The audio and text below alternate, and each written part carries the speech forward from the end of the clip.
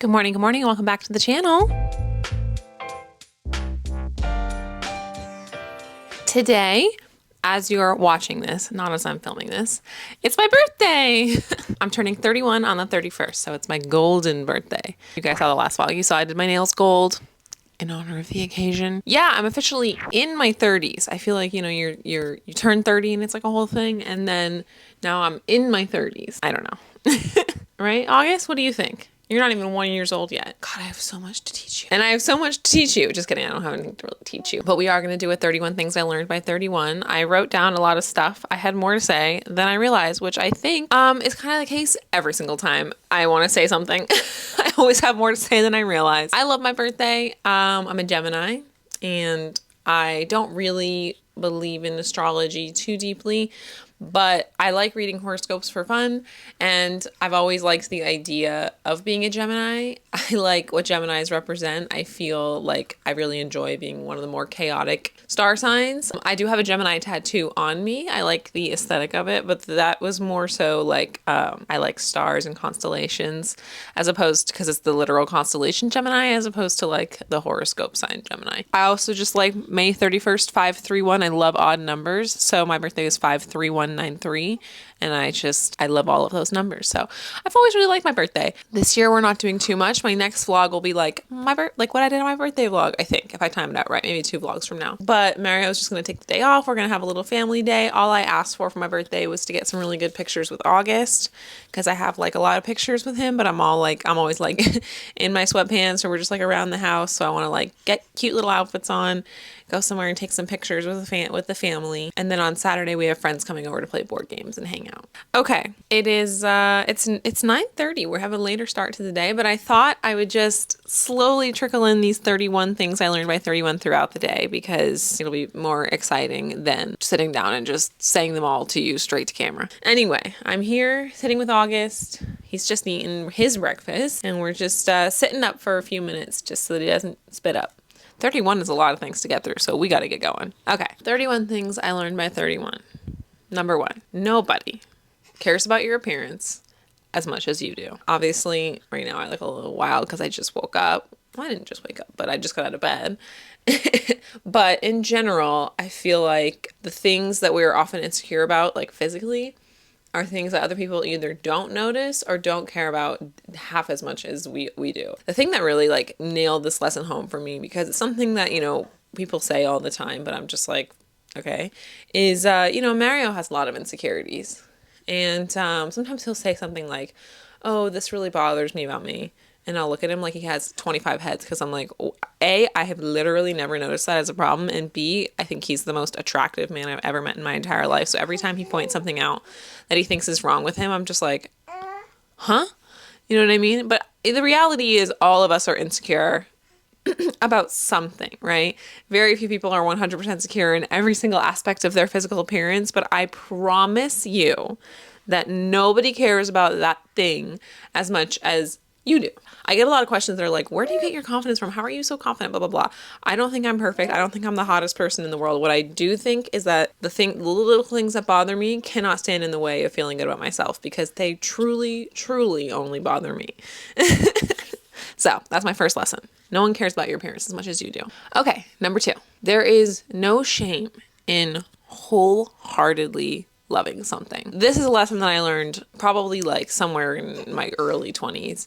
But like when I was in high school, it wasn't cool to be nerdy. It wasn't cool to like Star Wars and shit like that. I was just a little too early for my time. I know all that stuff is pretty mainstream now. But I was always like a little bit ashamed to be just a full-on fucking dork. It didn't stop me from being a full-on fucking dork, but there was always some like weird like, oh, cool people don't care about things kind of thing that when I was in my teens. I think a lot of that has gone away. Like, I think the newer generations are aware of this. But for me, in my generation, this is something that I did have to learn. And I think it's just really cool to find people who are like super, like unabashedly, incredibly, and intensely passionate about just like the weirdest shit. And I used to be embarrassed to be like passionate about things, and I think that's ridiculous. So there is no shame in wholeheartedly loving something. There's a great quote by John Green, which I don't want to misquote, so I'm going to look it up. I was a big nerd fighter back when I was in high school, which are like, you know, fans of the Green Brothers. Anyway, he said this quote back when I was like 17 years old, and I just absolutely loved it. He said, nerds like us are allowed to be unironically enthusiastic about stuff. Nerds are allowed to love stuff, like jump up and down in your chair, cannot control yourself, love it. When people call other people nerds, mostly what they're saying is you like stuff, which is not a good insult at all. Like, you are too enthusiastic about the miracle of the human consciousness. I don't know, I think like 17-year-old me really needed to hear that, and it's a lesson that I've definitely embraced in the last decade plus of my life, so I'm imbuing it onto you guys now. All right, I've only gotten through 2. God damn, this might be a long video. Actually, some of these are kind of short, but I think I've bored August enough, so I'm going to go hang out with him, and I'll catch up with you guys later. I'm clean and my hair is washed, which was a little bit overdue, if I'm being honest. And honestly, that leads me to point number 3. Point number 3 is do one productive thing a day. Most people do more than one productive thing a day. Most people go to work and they do a number of productive things a day. So I'm not talking about work. I'm talking about personal productivity. And whether that's doing the dishes, doing a load of laundry, picking up your space, taking a shower, brushing your teeth. I mean, talking like the smallest things.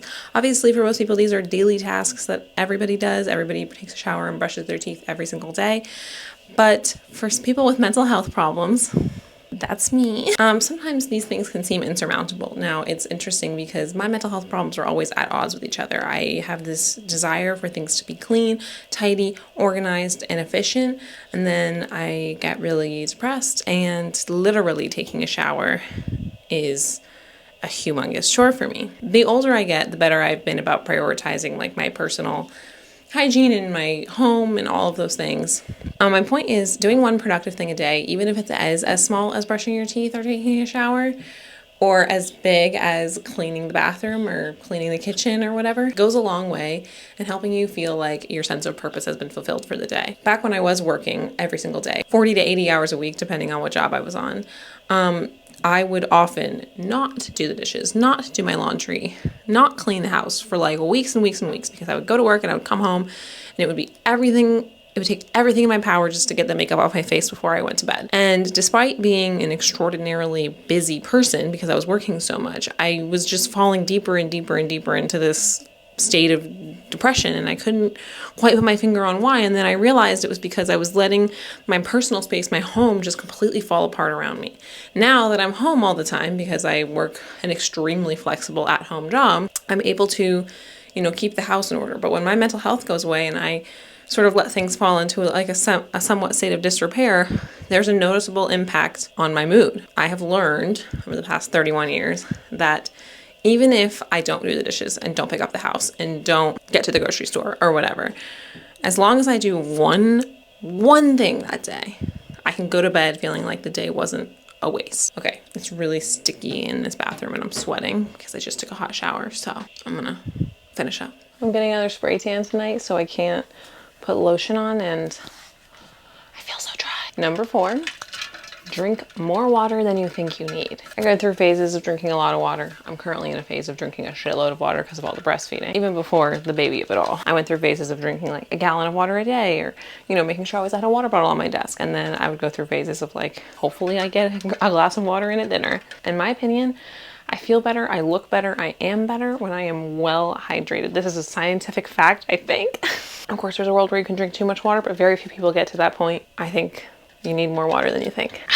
Oh, number 5, wear what makes you happy. You all know, if you're not new here on this channel, that I have struggled to figure out my style postpartum. I struggled to figure out my style in pregnancy.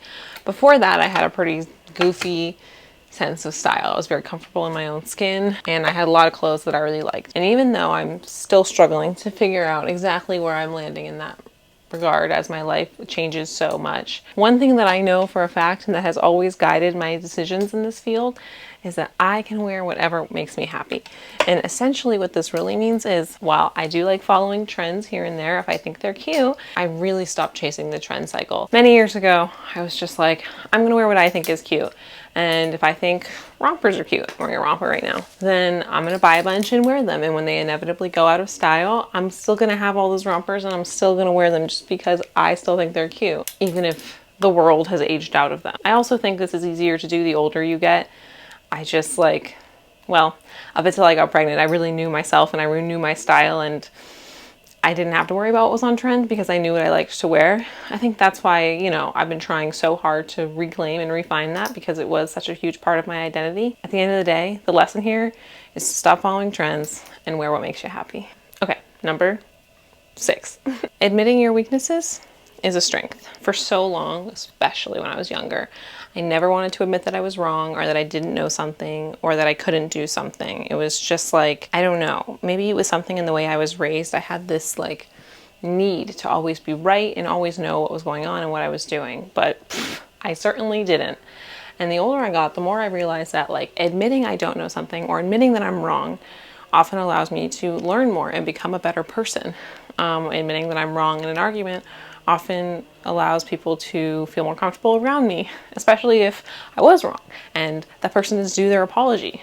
I think that being able to admit when you're wrong and admit when you don't know something and admit any sort of self-perceived weakness is one of the strongest things you can do. I think it shows an enormous strength of character, and it's something that I failed to do for a really long time, but something that I have learned over the years makes me a better person. If you make a mistake and you hide from it, it's obvious. If you make a mistake and you own up to it, people will respect you. Okay, let's do one more up here. Number 7, ask for help when you need it. Oh my God, nobody is born perfect. I had this like perfectionist complex. I don't know if it came from being like a gifted kid in school or whatever, but like I really had to shake my perfectionist complex the older I got because the reality was I was so unbelievably far from perfect. I had many weaknesses and I needed help with a lot of stuff. And it wasn't until I was able to really admit that like things just got so much better. I remember my first job in post, which is what my career ended up being and what I was most passionate about. I wanted to immediately prove myself and just be the absolute best. But it was my first job in post. I didn't know what I was doing. I could only guess what needed to be done. I ended up having this amazing mentor who at first I really resented because I felt like she was trying to compete with me, which was wild because she was literally above me and she was trying so hard to help me. I think that I had an enormous amount of success in my career after that job because of everything she taught me.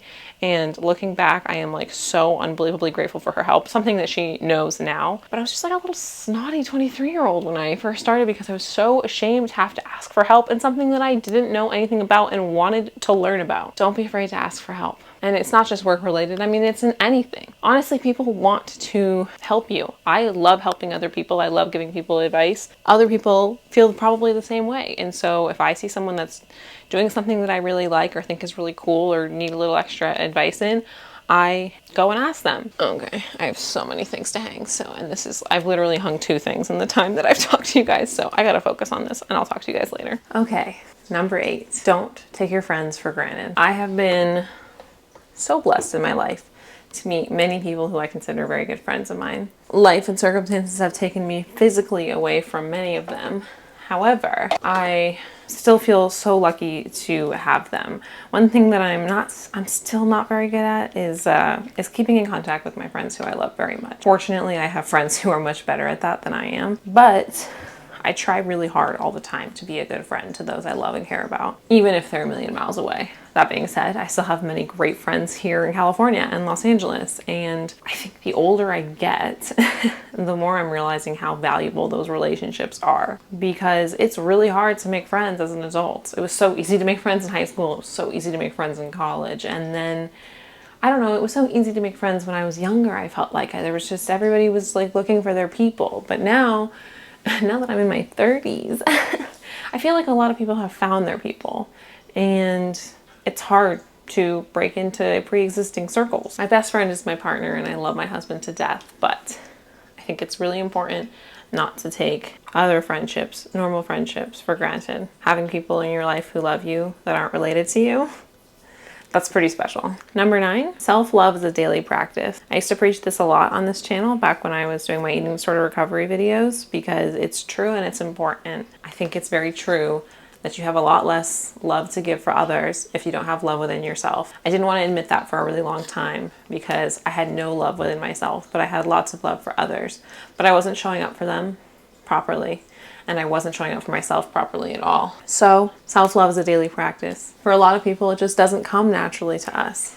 And I have to remind myself every day why I'm a person worthy of love, because I am. When I was recovering, I used to literally sit down in front of the mirror and say affirmations out loud to myself every day, and it felt really silly, but it was super effective. I don't do that anymore. I don't have to do that anymore, but I do have to remind myself every day that I'm a person worthy of love and respect, not only from others, but from myself. And I mean every day. It's not silly. It's important. This is your life. You deserve to love yourself. Okay, I'll do one more.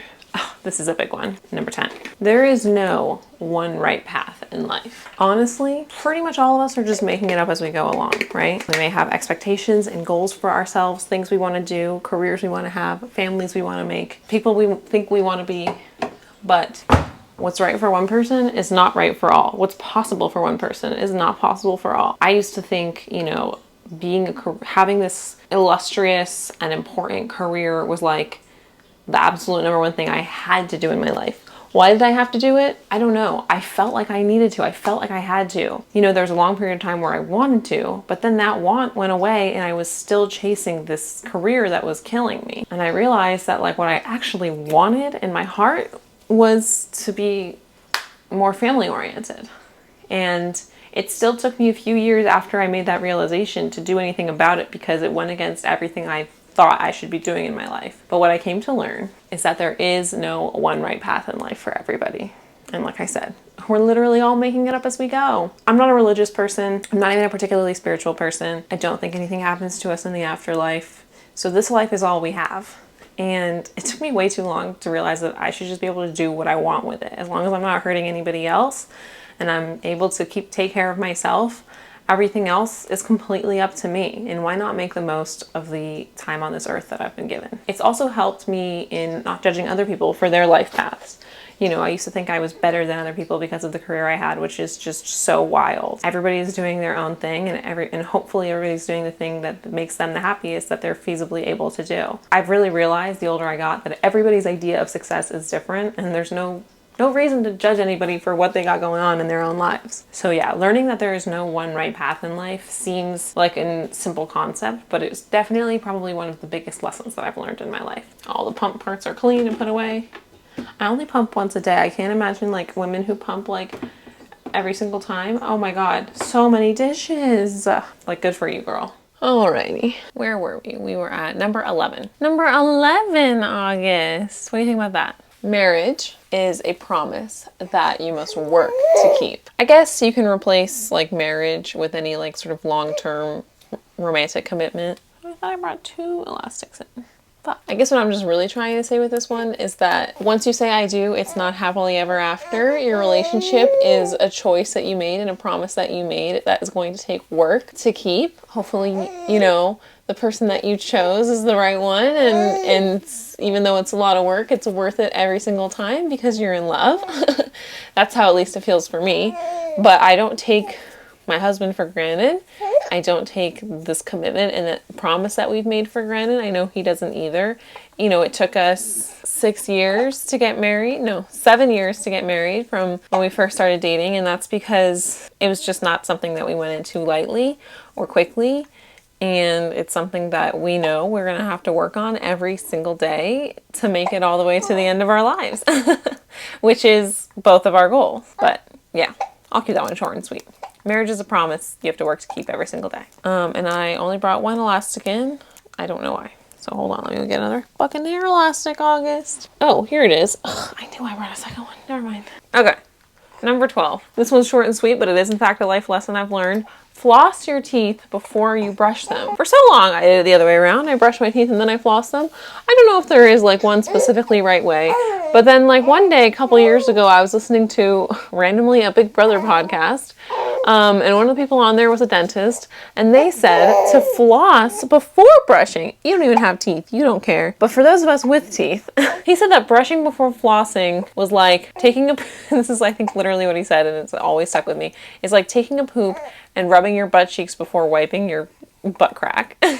You gotta get the poop out before you can just clean the butt. I know that sounds really gross, but I don't know, it's kind of always stuck with me, and now I floss before brushing, and I do feel like I have cleaner teeth because of it. Okay, number 13, a little less silly, but still very true. When people compliment you, believe them. So easy to shake off high opinions from others. And while being humble is not necessarily like a bad thing, I think it's also kind of obnoxious when someone's trying to give you a nice compliment and you're like, no, no, no, no, no, no, no. Like maybe I'm not feeling my hair that day, aka today. But if someone's like, oh my God, your braids are so cute, I think, you know, that person really probably thinks that, even if I don't. And so believe that person. You don't have to love your braids, if we're gonna go with this example, for that person to love them and for that compliment to be true. So when people compliment you, believe that they mean it with the best and most wholehearted intentions.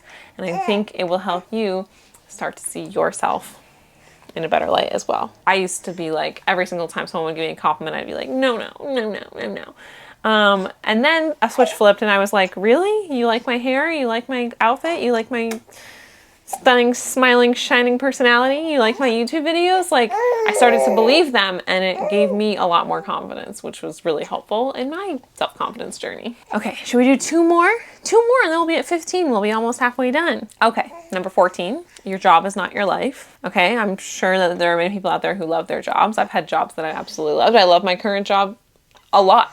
But I don't feel the need to wrap my entire identity in what I do for a living, because your job is not your life. Your job is a part of your life, but you are so much more than your job and what you give to this sort of, well, if you live in the United States, capitalist economy.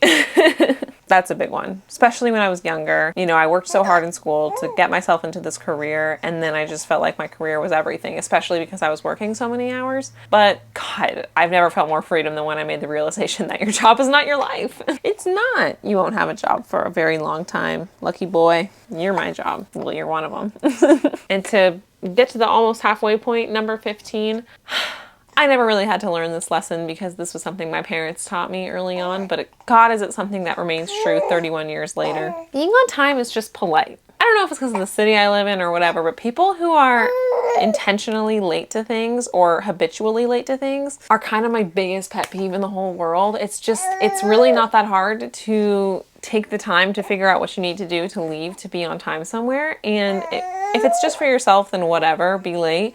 But if you're meeting someone somewhere or you're supposed to go to a party or whatever, be on time. I don't understand how that's so complicated, and I just think it's so rude when people aren't. Sorry. I actually know a lot of people in my life, good friends of mine, who are habitually late to things. And I love them to death, but holy fuck, I do think it's very rude. They know. It's also kind of a thing in Los Angeles to be like late to something. Like literally I have to plan things and tell people it starts like 30 minutes to an hour before I really want it to start, just so people show up when I want them to. It's kind of wildly stupid. Like either you're an adult who cannot manage their own time, or you're trying to be fashionably late. It's like, who the fuck cares?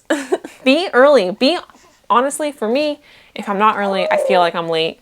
If something is supposed to start at noon, I'm there by like 11:45, and that still feels like I'm cutting it close. It doesn't take a lot of time to realize that like you gotta factor in parking and you gotta factor in how long it's gonna take you to leave the house, and you just, I don't know. This is just like a simple time management thing to me.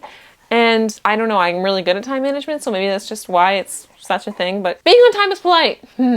Being on time is polite. Okay, I can go on a whole rant here, so I'll stop there. He's got a little bald spot coming in now. Yeah, I know, it's from rubbing your head on your bed. We're calming down now, getting ready for a nap. Mwah. Number 16 kind of goes with doing one productive thing every day, but most chores take less time than you think. I did a video years and years and years ago called Following the 1 Minute Rule for a Week, which is basically like if you really have like no energy to do anything, just tell yourself you're gonna get as much done as you can in 1 minute. And you'll find that once you kind of get going, that forward momentum allows you to continue and finish your task. But also that most things only take about a minute. Oftentimes I like really don't want to like strip the bed and change the sheets, but once I actually do it, I realize that whole task took like less than 10 minutes, and I'm glad I did it. That's just something I've learned being an adult, you know, most things take less time than you think they will. Should we do one more? Okay, I like this one. Number 17, it's okay if your house doesn't look like everyone else's. Obviously, you know, interior design and home decor goes through trends and phases like everything else. For a long time in my 20s, I tried to follow the like all white aesthetic that was very popular with millennials in the like 2010s, and it just never felt like me. I have kind of always been what I know now is the term like a maximalist.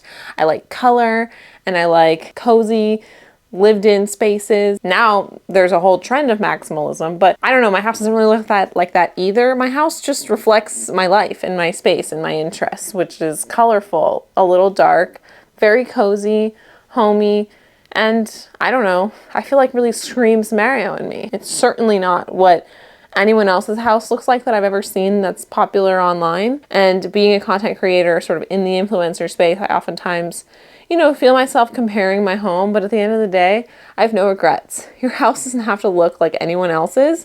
I think the most important thing is that it reflects who you are and your interests and what makes you most comfortable, because at the end of the day, you're the one that has to live in it. Okay, let's do one more and then see if we can go down for a nap. Number 18, invest in skincare. Oh my God, if you're young and you're watching this, please invest in skincare. I've heard that the youths of today already know this, but skincare was like not a thing when I was a teenager. I don't know.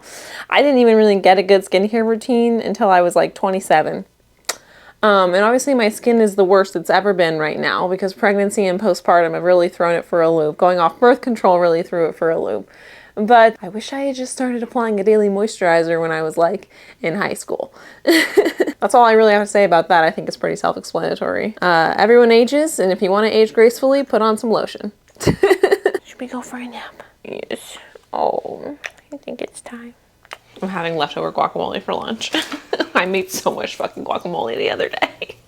I just have to get through it all. Anyway, back to the list. Number 19. Almost everyone is worthy of a second chance. I say almost because not everybody is. Sometimes people fuck up so badly they can go fuck themselves. That being said, sometimes people mess up and it was truly a mistake. And I feel like if people are capable of apologizing and owning up to their bad behavior or to their mistakes, then 90% of the time they are worth forgiving. I think of mistakes that I've made, friendships that I could have burned if people were less forgiving, and I'm grateful for those in my life who have given me a second chance. I think of the people who have made mistakes but who have earnestly apologized, and I'm still so fucking happy to have in my life.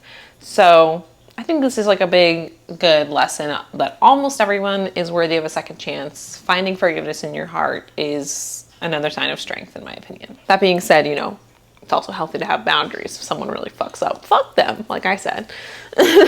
Okay, number 20. Oh, we're already in the 20s, you guys. This is great. It's already 3 o'clock in the afternoon, but here we go. A shower can reset your whole day, even if you already showered that day for hygienic purposes. If you're just having one of those days and like nothing is going right and you're not feeling good, hop in the shower.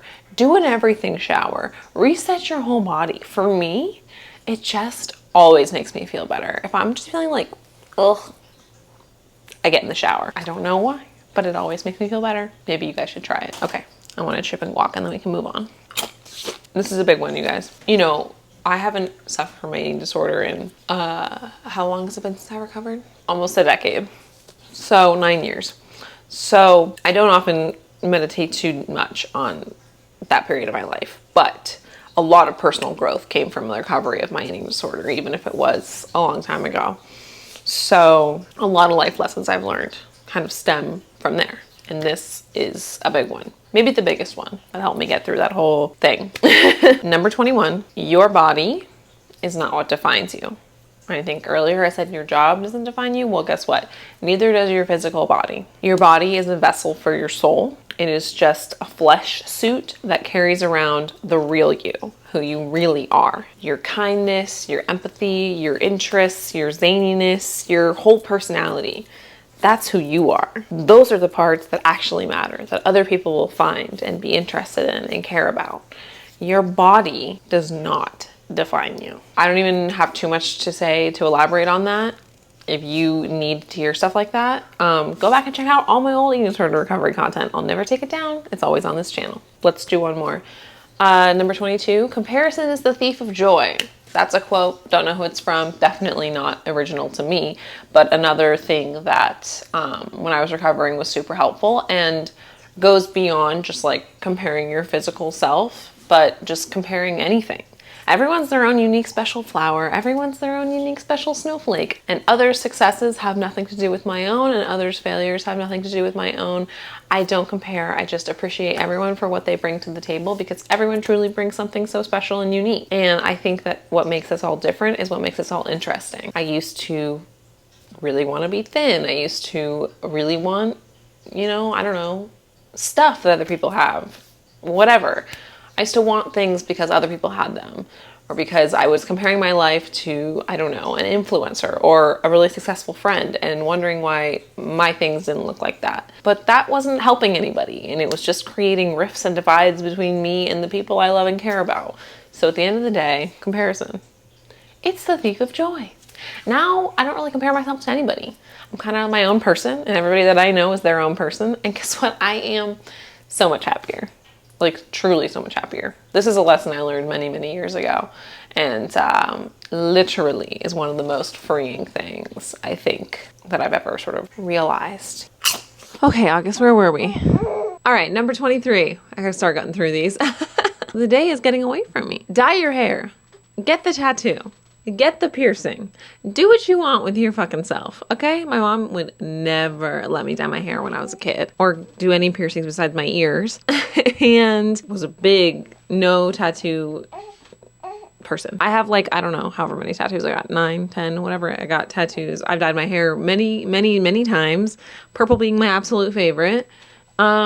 And I've never regretted a single goddamn choice in my entire life. It's your body, it's your life, it's your time on this planet. Do with it what you will. Self-expression is a joy, and there's nothing wrong with it. So goddamn it, don't let other people's opinions get you down. Do what you want to do with your damn self. All right, buddy, what do you want to do? Number 24, invest in your retirement. I haven't even lived long enough to see this one pay off, literally. But I still know it's a good idea. And of course, saving for stuff like retirement is a privilege. But if you can, you should. But max out your 401ks if that's an option for you. Invest in a Roth IRA. I don't know how it works in other countries, but invest in your retirement. Okay, number 25. Seek advice from people you admire. I feel like this is pretty straightforward. I don't need to harp on every single one of these, but yeah, I don't know. I feel like that was pretty straightforward. Seek advice from people you admire. It's a sign of strength to seek advice. Number 26. You're never too old to learn something new. Very appropriate as I age into my 30s. Just kidding. I feel no kind of way about that. But yeah, I feel like there is this weird ageism belief that like at a certain age, I don't know, you're too old for certain things. And I don't think there is such a thing. I think you really can't ever be too old for anything. And you're especially never too old to learn something new. I find myself getting more and more curious the older I get. So number 27, this is a good one. Don't put effort into people who are not putting effort into you. We should be grateful for our friends. We should give our friends second chances. However, at the end of the day, if you're putting all of the work into a relationship and it's completely one-sided, don't waste your energy. Go find people who are willing to put the same amount of energy into you as you are into them. Number 28, this is for my friends out there with anxiety. Hello, this is something that helps my anxiety a lot. Focus on what you can control and stop worrying about what you can't. I believe this came from one of the many therapists I've had in my life. But God, if it isn't true, and God, if it isn't fucking important to remember. This is something that I remind myself of frequently now that I have a child, a baby. It's so easy to let the anxiety of the what ifs overwhelm you constantly. And right now I'll just apply that to like my baby. What if such and such happens to them? What if, you know, they develop such and such, blah, blah, blah, blah, blah. Often the things that I'm most worried about are things that I have literally no control over. Here's what I do have control over.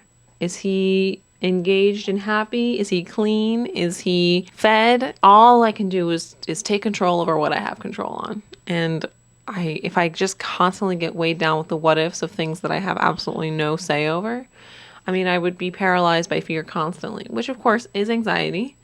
And if that's something that you cannot mentally work through, FYI, medication is always an option. Currently not medicated, but have been in the past, and there's no shame in that. This is not a life lesson. This is just an offshoot now that I'm talking about anxiety. But yeah, focus on what you can control in life. It doesn't have to be baby related. That's just the best example I can think of recently. Stop worrying about what you cannot control. All right, we got 3 more, but I'm going to go control my baby. Hi, it's the next day. If you're like, wow, she looks different today. What's going on? Well, I did my hair and makeup, so that's big. But then also, I got a spray tan last night. So if you're like, no, it's something else, I can't put my finger on it. I am tan all over, Jan all over. Anyway, I thought I would end this list because yesterday life just got away from me. August was up and then Mario came home and then I went and got my tan and I just didn't pick the camera back up. But let me do my final 3 points. My birthday is now in real time tomorrow. Number 29, start over as many times as you need to. These are lessons that I learned, right? This is where this is all coming from. So we all know I've started over. Because I quit my corporate job. I left my career to work for Sierra and just work in the digital space and, prioritize my family over my career. That was a huge start over, but it wasn't the only one. When I first started working, I was in New Orleans. I was working for this producer. I was in a really abusive workplace situation that was really bad, but, I had my foot in the door and I was really afraid to leave.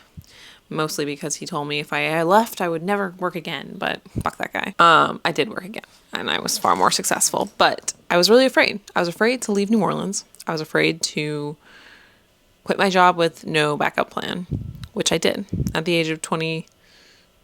That was a start over for me and it was a big one. So I've done it twice and I'll probably do it again.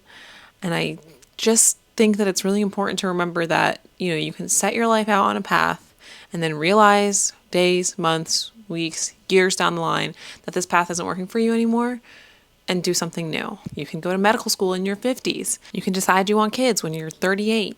You can do all kinds of things. There are no rules. Obviously, life may have its own limitations for you, but just because you're stuck on a path does not mean you need to stay on that path forever. So that's the lesson. Start over as many times as you need to. There's something in my teeth. Oh my God, I have something in my goddamn teeth. Hold on. My fucking almonds I had for breakfast this morning have fully betrayed me. Okay, 2 more.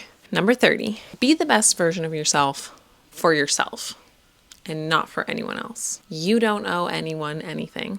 And at the end of the day, you're only accountable to you and yourself. This is a piece of advice I give a lot of people who ask me about starting a YouTube channel. Not that I think I'm the best person to ask for advice on. It's not like I have a wildly successful one, but here's my biggest piece of advice. Do it for yourself. If you're starting a YouTube channel for money, for fame, for what you think life will be like if you become one of the top influencers or content creators in the space, then you're not doing it for the right reasons and you likely won't achieve that goal.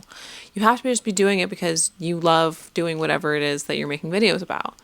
You love making videos, whatever it is. I've been making videos for 6 or 7 years on this platform. Nobody watched them for a long time. And that was fine by me because I love making videos. I love talking about what I've talked about at every stage of my YouTube career. It's kind of like that, this piece of advice, but for everything else in your life. I find often that if we're doing things to impress others, to make other people happy, that's not coming from a place of genuine intent, genuine interest, and it likely won't end up making you happy in the end. If you're doing something to impress your parents, your partner, your friends, something that you don't truly enjoy, why? You don't owe anyone anything. And at the end of the day, only you can decide if your choices are really making you happy or serving someone else's idea of success. Okay, that was number 30. And only one more because here I am about to be 31 years old. So number 31, the most important one of all. If you haven't already, subscribe to my YouTube channel. I had to throw that one in there right at the end. I really think, it's the biggest piece of life advice that I can give you. I love YouTube. Like I said, I've been on YouTube for a long time. I've been making videos for a long time, and I'm really enjoying this kind of high point in my vlogging journey. It's certainly made this hobby more fun, having more of you to engage with along the way. And thank you so much for being here, whether you've been here since the very first Ladle by Ladle video, which is just my dad, or you're just joining us for the first time today. Thank you so much for being a part of my journey. It's been a fun 31 years, and I hope to have many, many, many more as I look to the future. So what are you doing? Hit that subscribe button. I'm usually not one to say stuff like that in a video, but hey, it's my birthday, okay? If you want to do me a present, subscribe to my YouTube channel. No, seriously, thank you guys so much. I love you forever, and I will see you guys in the next video. Bye.